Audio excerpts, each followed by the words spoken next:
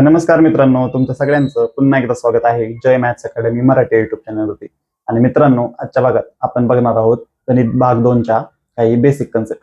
Basic concept म्हणजे काय मित्रांनो, तर आपण बघा त्यावेळेस भाग 2चे गणित सोडवतो, म्हणजे भूमितीची गणित सोडवतो, त्यावेळेस आपल्याला बिंदू, रेषा, रेषाखंड, किरण, त्यानंतर कोन, छेदिका या सगळ्या गोष्टी आपल्याला वारंवार ऐकायला भेटतात.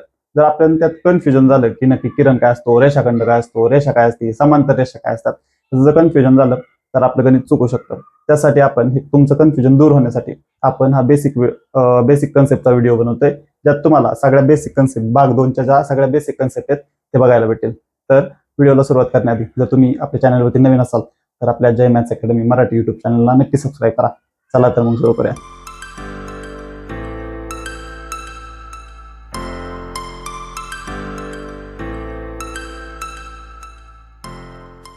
तर मित्रांनो, तुम्ही पाहू शकता की आपण काही बेसिक गोष्टी घेतल्यात गणित भाग 2 साठी. गणित सोडवण्यासाठी आता आपण 10वीचे सराव संच सोडवतोय, त्यामध्ये आपण बघतो काही ह्या गोष्टी आपल्याला दिसतात की बिंदू, रेषा, रेषाखंड, किरण ह्या गोष्टी आपल्याला दिसतात. पण आपल्याला त्याचं प्रॉपर नॉलेज नसेल, आपल्याला नक्की माहित नसेल की किरण काय असतो, रेषाखंड काय असतो, तर आपलं गणित चुकू शकतो. त्यामुळे आपण बघा ह्या एक कन्सेप्ट आपण 1 बाय 1 बघूयात. तर पहिली गोष्ट आहे बिंदू. तर मित्रांनो, बिंदू त्यालाच काय म्हणतो इंग्लिशमध्ये पॉइंट म्हणतो. 10वी नंतर तुम्ही सायन्सला जाताल त्यावेळेस तुम्हाला इंग्लिशमध्ये त्या गोष्टी माहित असणं गरजेचं आहे, म्हणून आपण प्रत्येक गोष्टीला काय म्हणतात इंग्लिशमध्ये ते पण लिहिलंय. बिंदूला काय म्हणतात पॉइंट. तर बघा त्यात काय सांगितलंय की बिंदू फक्त स्थान दर्शवतो. बिंदू काय करतो, फक्त एक स्थान दर्शवतो, एक जागा दर्शवतो, बरोबर. तो एकाच ठिकाणी असतो. दुसऱ्या याच्यात बघा काय सांगितलंय की त्याला लांबी, रुंदी किंवा जाडी नसते. बिंदूला लांबी नसते, रुंदी नसते, जाडी नसते, तो फक्त एका जागेवर असतो.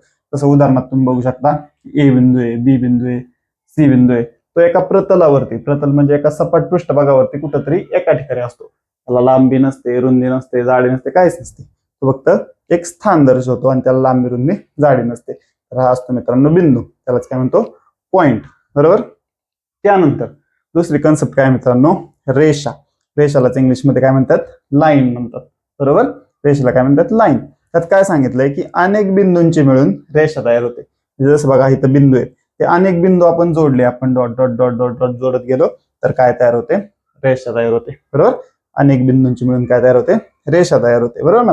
रेषा म्हणजे काय असते, तर बिंदूंचा संच असतो. अनेक बिंदू आपण dot dot dot dot dot जोडत गेलो तर काय तयार होते, रेषा तयार होते. दुसरी गोष्ट काय आहे, रेषा दोन्ही बाजूंना अमर्याद वाढते. म्हणजे काय की रेषा जी असते, रेषा दोन्ही बाजूंना वाढते, अनंतपर्यंत वाढते, त्याचा कुठेही अंत होत नाही, बरोबर. इथं जर तुम्ही बघितलं तर ही रेषा आहे, हे दोन्ही बाजूला वाढते. ह्या कॉननचा अर्थ, ह्या एरो, ह्या कॉननचा अर्थ काय असतो की रेषा काय करते, दोन्ही बाजूंना अमर्याद वाढते, बरोबर. त्याचा कुठंच अंत नसतो. त्यानंतर रेषेला टोकबिंदू नसतात. टोकबिंदू म्हणजे काय की त्याचे त्याला कुठल्याही बाजूला टोकाला बिंदू नसतो. बिंदू का नसतो, तर रेषा काय होते, अमर्याद वाढते, ती कुठंच थांबत नाही, त्यामुळे त्याला काय नसतो, टोकबिंदू नसतो. टोकबिंदू म्हणजे टोकाला इकडे किंवा इकडे बिंदू नसतो, ती अमर्याद वाढत जाते, बरोबर. तर ही असते मित्रांनो रेषा. काय सांगितलं आपण परत एकदा बघू की अनेक बिंदूंची मिळून रेषा तयार होते. अनेक बिंदूंचा संच मिळून जे आपण बिंदू जोडत जोडत जोडत गेलो तर काय तयार होते, रेषा तयार होते. रेषा दोन्ही बाजूंना अमर्याद वाढते. इथं बघू शकता की रेषा दोन्ही बाजूंना अमर्याद वाढते. ह्या एरोचा अर्थ काय आहे की ही अमर्याद वाढते अनंतपर्यंत. त्यानंतर रेषेला टोकबिंदू नसतात. म्हणजे रेषेला कुठेही टोकालचा बिंदू नसतो. टोकाला म्हणजे रेषेला कुठंच ही खंडित होत नाही, बरोबर ना. रेषा कुठंच थांबत नाही, ती वाढत जाते, त्यामुळे त्याला काय नसतो, बिंदू नसतो. हे उदाहरण आहे यल. आपण रेषेला नाव दिलंय यल, ते अमर्याद वाढत असते, बरं. त्यानंतर जर तुम्हाला रेषा समज असेल तर आता आपण रेषाखंड बघूयात. रेषाखंडालाच काय म्हणतात इंग्लिशमध्ये, लाईन सेगमेंट. या गोष्टी पण तुम्ही लक्षात ठेवा, भविष्यात जर सायन्सला गेला तुम्हाला या गोष्टी महत्वाच्या म्हणजे लाईन सेगमेंट. आता ह्याच्यात बघा रेषाखंड नावातच आहे, रेषाखंड, रेषेचा खंड होतं, बरोबर ना. तिथं रेषा म्हणजे काय असते, ते अमर्याद वाढते, पण इथं रेषाखंड आहे. रेषाखंड म्हणजे काय, तर रेषेचा खंड होणार आहे. बघा काय सांगितलंय, दोन बिंदूंमधील रेषेचा भाग म्हणजे रेषाखंड, बरोबर. दोन बिंदू आहेत ए आणि बी, त्यांच्यातील रेषेचा भाग म्हणजे काय, रेषाखंड, बरोबर ना. रेषा जसे अमर्याद वाढत होती तसं रेषाखंड अमर्याद वाढत नाही, तो दोन बिंदूंमध्ये असतो. दोन बिंदूंमधलं अंतर जे रेषाखंड, दोन बिंदूंमधील रेषेचा भाग म्हणजे रेषाखंड. रेषाखंडाला निश्चित लांबी असते. जर रेषाखंड हा ठराविक लांबीचा असतो, ह्याची लांबी आपण मोजू शकतो, बरोबर ना. की रेषाखंड म्हणजे काय, तर त्या रेषेचा काय होतो, खंड होतो, बरोबर ना. जसं हिथली रेषा अमर्याद वाढते, रेषाखंड त्याच्या नाव त्याचं रेषाखंड म्हणजे रेषेचा खंड होतो. ह्या रेषेचा खंड होतं का नाही, हे अमर्याद वाढत होते, पण रेषाखंडाचा काय होतो, खंड होतो. बरं, दोन बिंदूंमधील रेषेचा भाग म्हणजे रेषाखंड, दोन बिंदू आहेत त्यातील रेषेचा भाग म्हणजे रेषाखंड. रेषाखंडाला निश्चित लांबी असते, म्हणजे आपण हा रेषाखंडाची लांबी मोजू शकतो. जशी आपण रेषेची लांबी मोजू शकत नाही कारण ती अमर्याद वाढते, पण रेषाखंडाची लांबी आपण मोजू शकतो कारण तो काय असतो, दोन बिंदूंच्या मध्ये असतं रेषाखंड, त्याचा दोन्ही बाजूला खंड होतो म्हणून तो काय रेषाखंड. त्यानंतर जर तुम्हाला रेषाखंड समजला असेल तर आता आपण किरण बघूयात. किरणलाच इंग्लिशमध्ये काय म्हणतात, रे. बरोबर ना, किरण म्हणजे काय तर रे. ओके, तर बघा आता किरण म्हणजे काय, तुम्ही ऐकलं असेल सूर्याचं किरण म्हणजे काय, सूर्य एक बिंदू असतो आणि सूर्यापासून एक किरण निघत असतो. बरोबर ना, मग सूर्यापासून तो सुरुवात होतो आणि तो लांब लांब वाढत जातो. मग बघू आपण काय सांगितलंय, किरणाला एक टोकबिंदू असतो. बरोबर, किरणाला एक टोकबिंदू असतो म्हणजे काय, तर किरणाच्या एका बाजूला टोकबिंदू असतो. जसं सूर्य हा एक बिंदू आहे आणि त्याच्यापासून किरण निघतात. बरोबर ना, तसंच किरणाला एक टोकबिंदू असतो. इथं बघू शकता की हा एक टोकबिंदू आहे किरणाचा, म्हणजे एका साईडला खंड होतो त्याचा, एका बिंदूतून तो निघतो. बरोबर, आणि दुसरं काय, एका बाजूला अमर्याद वाढतो. बरोबर ना, इकडे बी ला बघू शकता तुम्ही, तो अमर्याद वाढतो म्हणजे किरण काय होतो, एका बाजूला वाढत जातो. जसं तुम्ही सूर्याचं बघता, सूर्यातून किरण निघतो आणि तो लांबपर्यंत वाढत जातो, तसंच किरण असतो. बरोबर, अशा पद्धतीने मित्रांनो असतो बिंदू. बिंदू म्हणजे काय, तो एकाच ठिकाणी असतो, स्थान दर्शवतो. रेषा म्हणजे काय, अमर्याद वाढत जाते, तिला कुठेही खंड नसतो. रेषाखंड म्हणजे काय, तर रेषेला दोन बिंदूंमधील रेषेचा भाग म्हणजे दोन बिंदू असतात त्यातील रेषेचा भाग जे रेषाखंड.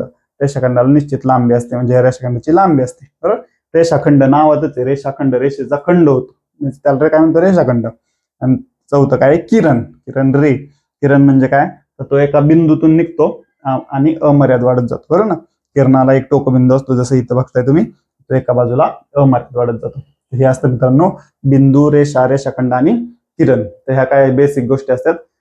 पुढच्या बेसिक गोष्टी आपण पाहूयात. तोपर्यंत तुम्हाला हे समजलं असेल तर तुम्ही ह्या नोट डाऊन करून घ्या. तर मित्रांनो, जर तुम्हाला बिंदू, रेषा, रेषाखंड आणि किरण हे समजलं असेल तर आता आपण पुढच्या गोष्टी बघूयात. पुढे काय सांगितलंय मित्रांनो, तर बघा कोनलाच काय म्हणतो आपण, अँगल. बरोबर, काय सांगितलंय, दोन किरणांचे समान प्रारंभ बिंदू असतील तर तयार होणारी आकृती म्हणजे कोन. दोन किरण काय असतं, आपण बघितलं की किरण एका बाजूला वाढत जातो, एका बिंदूतून निघतो आणि एका बाजूला वाढत जातो. तर दोन किरणांचे इथं बघू शकता तुम्ही आकृतीत, हे दोन किरण आहेत, हा एक किरण आहे, हा एक किरण आहे. बरोबर, त्याला समजा आपण एल आणि एम नाव देऊ. बरोबर, हे दोन किरण आहेत, त्यांचा आरंभ बिंदू हा एकच आहे. मग इथं जी आकृती तयार होते, दोन किरणांचे जर आरंभ बिंदू एकच असेल तर जी आकृती तयार होते त्याला काय म्हणतो आपण, कोन. बरोबर, की जर दोन किरणांचे समान प्रारंभ बिंदू असतील, हे दोन किरण त्यांचा समान प्रारंभ बिंदू आहे, तर तयार होणारी आकृती म्हणजे कोन. दोन किरणांचा समान प्रारंभ बिंदू असल्यामुळे ही आकृती तयार झाली अशी. बरोबर ना, त्याला काय म्हणतो आपण, कोन म्हणतो. बरोबर, कोन ए आपण असं लिहितो. बरोबर ना, की एकाच बिंदूतून दोन किरण निघत असेल तर जी आकृती तयार होते त्याला काय म्हणतो आपण, कोन. आणि कोनाचे माप अंशात मोजतात. या गोष्टी तुम्हाला माहिती असतील, त्या गोष्टी तुम्ही ऐकल्या असतील की कोनाचे माप आपण अंशात मोजतो. बरोबर ना, 90 अंश, 60 अंश, 30 अंश असं मोजतो. बरोबर, कोनाचे पण वेगवेगळे प्रकार असतात, ते आपण नंतर सेपरेट व्हिडिओ बघूयात. आता कोन काय असतं ते बघा, की एकाच बिंदूतून जर दोन किरण निघत असतील तर तयार होणारी आकृती म्हणजे कोन. त्यानंतर कोन समजलं असेल तर आता आपण बघूयात समांतर रेषा. बरोबर, त्यालाच काय म्हणतो आपण, पॅरलल लाईन्स. बरोबर, समांतर रेषा म्हणजे काय, तर बघा अशा रेषा ज्या एकमेकींना कधीच छेदत नाहीत. बरोबर, अशा रेषा ज्या एकमेकांना कधीच छेदत नाहीत. बरोबर ना, इथं बघू शकता तुम्ही की ह्या रेषा आहेत त्या अमर्याद वाढत जातात पण एकमेकांना काय करतात, कधीच छेदत नाहीत, त्यांना काय म्हणतो आपण, समांतर रेषा. आणि दुसरं काय सांगितलंय, त्यांच्यातील अंतर सर्व ठिकाणी सारखे असते. म्हणजे काय, या दोन रेषेत एल आणि एम त्यांच्यातलं इथलं अंतर बघितलं किंवा इथलं अंतर बघितलं किंवा इथलं अंतर बघितलं, कुठलं पण अंतर जरी बघितलं तरी ते काय असतं, सर्व ठिकाणी सारखं असतं. जर असं असेल तर त्यांना काय म्हणतो आपण, समांतर रेषा. ही अशा रेषा ज्या एकमेकांना कधीच छेदत नाहीत. ह्या रेषा किती पण वाढल्या, इकडे वाढू द्या, इकडे वाढू द्या, अनंतपर्यंत वाढू द्या, तर त्या एकमेकांना कधीच छेदत नाहीत. हे समांतर रेषेचा गुणधर्म आहे. अत्यंत महत्वाचं आहे, ते लक्षात ठेवा, तुम्हाला गणित सोडवताना लागतो. त्यानंतर दुसरी काय आहे की त्यांच्यातील अंतर काय असतं, सर्व ठिकाणी सारखं असतं, कारण त्यांना समांतर, समांतर नावातच आहे, समान अंतर म्हणजे समांतर रेषा, बरोबर ना. समांतर रेषा समान अंतर म्हणजे त्यांच्यातलं अंतर काय असतं, सगळ्या ठिकाणी सारखं असतं आणि त्या एकमेकांना कधीच छेदत नाही.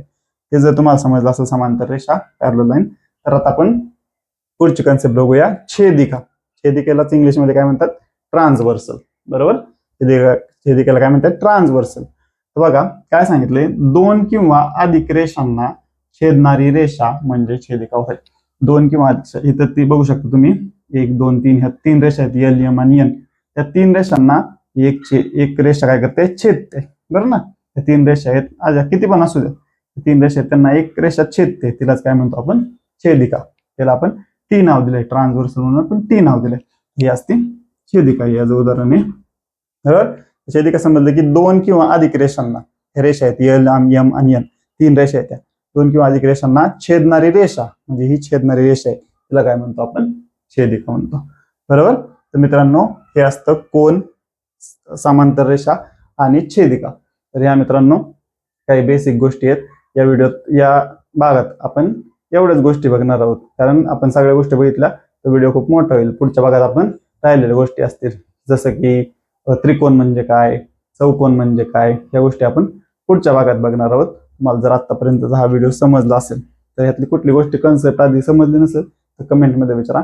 आणि जर हा व्हिडिओ आवडला असेल तर व्हिडिओला लाईक करा आणि आपल्या जय मॅथ्स अकॅडमी मराठी युट्यूब चॅनलला नक्की सबस्क्राईब करा. आणि तुम्हाला हे हवं असेल तर तुम्ही नोट डाऊन करून घ्या.